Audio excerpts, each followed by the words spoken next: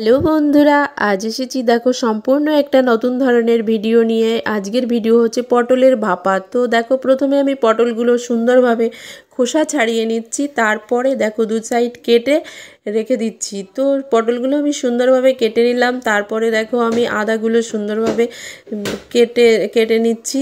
তারপর পটলগুলো কাটা হয়ে গেছে, আমি এটাকে জলে ভিজিয়ে রেখে দিয়েছি। তো তারপরে দেখো আমি শিলে করে জিরে হাতে করে বাটবো জিরেটা সম্পূর্ণ হাতে বাটবো, আমি মিক্সিতে দিচ্ছি না। দেখো শিলে দিয়েছি, জিরেটা আমি বেটে নিচ্ছি।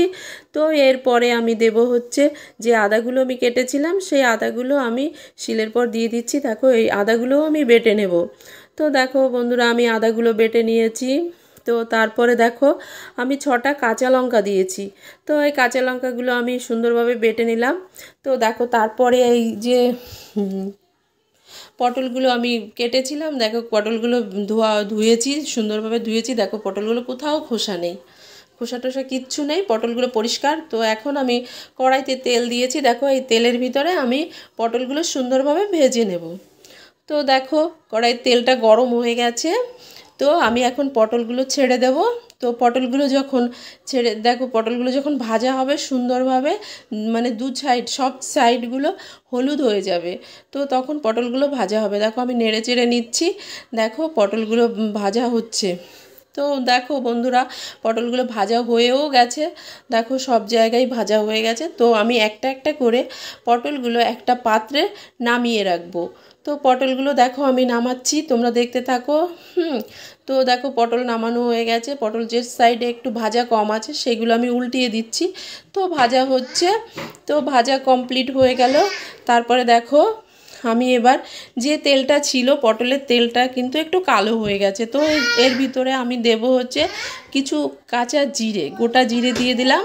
তো গোটা জিরের পরে গোটা জিরেটা একটু ভাজা হবে, দেব একটুখানি পেঁয়াজ, কাঁচা পেঁয়াজ। তো কাঁচা পেঁয়াজটা আমি সুন্দরভাবে ভেজে নিচ্ছি। তো দেখো পেঁয়াজটাও যখন লাল হয়ে যাবে একটু, তো ভাজা ভাজা হয়ে গেছে, আমি পেঁয়াজটা তুলে নিচ্ছি।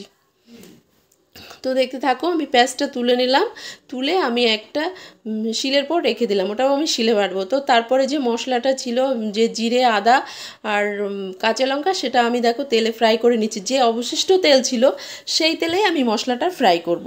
তো তারপরে দিলাম দেখো পরিমাণ মতো লবণ, তো তারপরে দিচ্ছি দেখো পরিমাণ মতো হলুদ। তারপরে দেখো এটা একটু নেড়ে চেড়ে নেব। তো আমি আমার পরিমাণ মতো লবণ হলুদ দিয়ে দিলাম, তোমরা তোমাদের পরিমাণ মতো লবণ হলুদ দিয়ে দেবে। তো তারপর দেখো দিলাম একটু জল, জল দিলে মশলাটা ভালো ফ্রাই হয়, ঠিক আছে, জলে একটু জাল দেওয়া যায়, তো মশলাটা ফ্রাইটা ভালো হয়। তারপরে দেখো কাশ্মীরি লঙ্কা, তো আমি কাঁচা লঙ্কা দিয়েছি, কাশ্মীরি লঙ্কাটা দিলে একটু কালার আসবে, তার জন্য আমি দিয়েছি কাশ্মীরি লঙ্কা। তো দেখতে থাকো, কাশ্মীরি লঙ্কা দেওয়ার পরে একটু খালি জাল দিলাম, জাল দেওয়ার পরে মশলাটা ফ্রাই হয়ে গেছে। দেখো আমি পটলগুলো ছেড়ে দিলাম। তো পটলগুলো ছেড়ে দিয়ে একটু জলে মানে ওই তেলের ভিতরে একটু নাড়াচাড়া দিয়ে এবার এখানে অ্যাড করব একটুখানি চিনি। তো দেখতে থাকো, দেখো আমি চিনিটা দিয়ে দিয়েছি। তো এবার দেখো ফ্রাই হয়ে গেছে, ফ্রাই হয়ে যাওয়ার পরে এখানে দেব হচ্ছে আমি জল। জল না দিলে এর ভেতরটা পরিপূর্ণভাবে সিদ্ধ হবে না, এখনও ফুল সিদ্ধ হয়নি, তো সিদ্ধটা হয়ে যাবে। দেখো আমি পরিমাণ মতো জল দিলাম। তো জল দিলে বন্ধুরা এটা জাল হচ্ছে, দেখো এবার একটু জাল হবে, কিছু সময় থাকবে। তো এবার জাল হবে, আমি যে জিরেটা ভেজে রেখেছিলাম তার সঙ্গে দিলাম গরম মশলা, দেখো আমি বেটে নিয়েছি।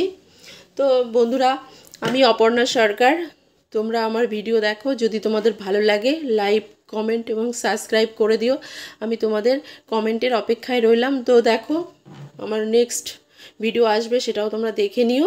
তো দেখো পটল ভাপাটা সম্পূর্ণ প্রায় হয়ে এসছে, হয়ে এসে দেখো তোমরা দেখতে থাকো, পটল থেকে তেল ছেড়ে দিয়েছে।